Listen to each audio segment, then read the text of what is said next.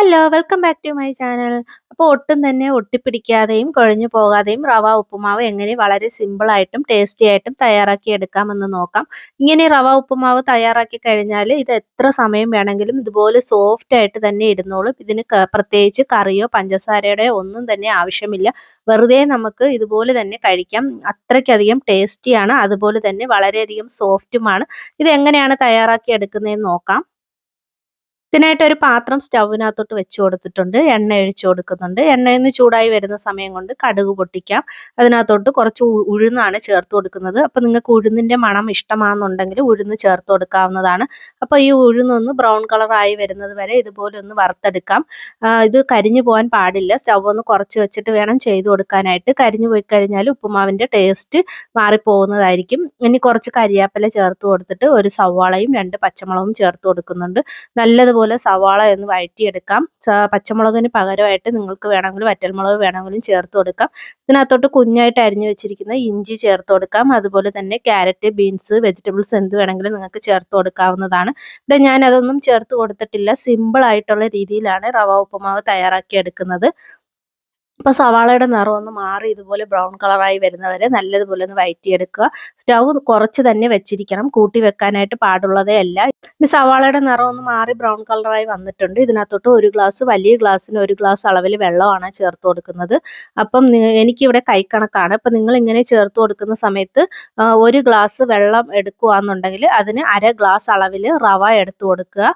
ഇനി ആ വെള്ളം ഒന്ന് ജസ്റ്റ് ചൂടായി വരട്ടെ. അതിനകത്തോട്ട് ഉപ്പുമാവിന് ആവശ്യമായിട്ടുള്ള ഉപ്പ് ചേർത്ത് കൊടുക്കാം. ഉപ്പ് നന്നായിട്ട് വെള്ളമായിട്ടൊന്ന് മിക്സ് ചെയ്തെടുക്കാം. വെള്ളം ജസ്റ്റ് ഒന്ന് ചൂടായി വരുന്ന സമയം കൊണ്ട് നമുക്ക് റവ ചേർത്ത് കൊടുക്കാം. അപ്പോൾ എനിക്കിവിടെ കൈക്കണക്കാണ്. നിങ്ങൾ ഇതുപോലെ എടുക്കുകയാണെന്നുണ്ടെങ്കിൽ ഞാൻ പറഞ്ഞല്ലോ 1 ഗ്ലാസ് വെള്ളത്തിൻ്റെ അളവിന് 1/2 ഗ്ലാസ് റവ ചേർത്ത് കൊടുക്കുക. അപ്പോൾ ഇതുപോലെ വെള്ളം ഒന്ന് ജസ്റ്റ് ചൂടായി വരുന്ന സമയം കൊണ്ട് റവ ഇതിനകത്തോട്ട് കുറേശ്ശെയായിട്ട് ചേർത്ത് കൊടുത്ത് നമുക്കിതുപോലെ ഒന്ന് മിക്സ് ചെയ്തെടുക്കാവുന്നതാണ്. അപ്പോൾ വെള്ളം നന്നായിട്ട് ചൂടായി കിട്ടിയിട്ടുണ്ട്. ഇനി റവ ഞാൻ കുറച്ചായിട്ട് ചേർത്ത് കൊടുത്തിട്ട് അതുപോലെ കൈവിടാതെ ഒന്ന് മിക്സ് ചെയ്തെടുക്കുകയാണ്. ഇതുപോലെ തന്നെ കൈവിടാതെയാണ് ഞാനിവിടെ മിക്സ് ചെയ്ത് കൊടുക്കുന്നത്. അപ്പം നമുക്ക് ഈ റവയുടെ അളവ് മനസ്സിലാവുന്നതായിരിക്കും. അപ്പം നല്ലപോലെ മിക്സ് ചെയ്തെടുത്തിട്ടുണ്ട്. ഇനി ഒരു 10 മിനിറ്റ് സമയത്തേക്ക് നമുക്കൊന്ന് അടച്ചു വെച്ചിട്ട് ഈ റവയൊന്ന് വെന്ത് വരട്ടെ. അതിനായിട്ടൊന്ന് വെയിറ്റ് ചെയ്യാം. അപ്പോൾ റവയൊക്കെ ഇവിടെ നല്ലതുപോലെ വെന്ത് ഉപ്പുമാവ് തയ്യാറായി കിട്ടിയിട്ടുണ്ട്. ഇനി നല്ലതുപോലെ ഒന്ന് ഇളക്കി കൊടുത്തതിന് ശേഷം ഈ റവയൊന്ന് വെന്തിട്ടുണ്ടോ എന്ന് നോക്കുക.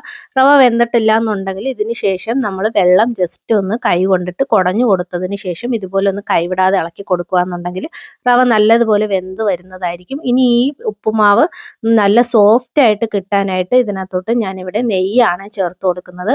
അപ്പം 2 സ്പൂൺ അളവിൽ നെയ്യ് ചേർത്ത് കൊടുക്കുകയാണ്. അപ്പോൾ നിങ്ങൾക്ക് നെയ്യുടെ മണം ഇഷ്ടമാണെന്നുണ്ടെങ്കിൽ എത്ര വേണമെങ്കിലും ചേർത്ത് കൊടുക്കാവുന്നതാണ്. അപ്പം നെയ്യ് ഇങ്ങനെ ചേർത്ത് കൊടുത്തിട്ട് ഇതുപോലെ ഇളക്കി കൊടുക്കുന്ന സമയത്ത് ഉപ്പുമാവിന് നല്ലൊരു മണവും ഉപ്പുമാവ് നല്ല സോഫ്റ്റ് ആയിട്ടും കിട്ടുന്നതായിരിക്കും. അപ്പം ഇങ്ങനെ ചെയ്ത് തയ്യാറാക്കി എടുക്കുന്ന ഉപ്പുമാവിന് പ്രത്യേകിച്ച് കറിയോ പഞ്ചസാരയുടെ ഒന്നും തന്നെ ആവശ്യമില്ല. അതുപോലെ തന്നെ ഈ ഉപ്പുമാവ് എത്ര മണിക്കൂർ വേണമെങ്കിലും നമുക്ക് ഇതുപോലെ വെച്ചിരിക്കാവുന്നതാണ്. അതുപോലെ തന്നെ സോഫ്റ്റ് ആയിട്ട് ഇരിക്കുന്നതായിരിക്കും. അപ്പോൾ ഉപ്പുമാവ് ഇതുപോലെ തന്നെ കട്ട കെട്ടി ഇരിക്കുന്നത് ഇതുപോലെ കരണ്ടി കൊണ്ടിട്ട് ആ നെയ്യൊന്ന് ചൂടായി വരുന്ന സമയം കൊണ്ട് അതിനകത്തോട്ട് നല്ലതുപോലെ ഇങ്ങനെ മിക്സ് ചെയ്ത് കൊടുക്കുകയെന്നുണ്ടെങ്കിൽ ആ ഉപ്പുമാവിൻ്റെ കട്ട കെട്ടിയതൊക്കെ മാറി നല്ല തരിതരിയായിട്ട് കിട്ടുന്നതായിരിക്കും. അതുപോലെ തന്നെ ഉപ്പുമാവ് വളരെയധികം സോഫ്റ്റ് ആയിട്ട് കിട്ടുന്നതായിരിക്കും. അപ്പം നിങ്ങൾ ഇതുപോലെ ചെയ്ത് കഴിച്ചിട്ടില്ല എന്നുണ്ടെങ്കിൽ റവ ഉപ്പുമാവ് ഒരു പ്രാവശ്യമെങ്കിലും ഇതുപോലെ ഒന്ന് തയ്യാറാക്കി നോക്കാവുന്നതാണ്. അപ്പോൾ വീഡിയോ ഇഷ്ടപ്പെടുവാണെങ്കിൽ ലൈക്ക് ചെയ്ത് സബ്സ്ക്രൈബ് ചെയ്ത് ചാനലൊന്ന് സപ്പോർട്ട് ചെയ്യാനായിട്ട് ആരും മറന്നു പോകരുതേ. അപ്പോൾ ഒട്ടും തന്നെ കുഴഞ്ഞു പോകാതെ തരിതരിയായിട്ടുള്ള റവ ഉപ്പുമാവ് ഇവിടെ തയ്യാറായി കിട്ടിയിട്ടുണ്ട്. അപ്പോൾ എല്ലാവരും ഇതുപോലെ ഒന്ന് ട്രൈ ചെയ്ത് നോക്കണേ. വീഡിയോ ഇഷ്ടപ്പെടുവാണെങ്കിൽ ലൈക്ക് ചെയ്യണേ. അപ്പോൾ അത്രയേ ഉള്ളൂ. ടാറ്റാ.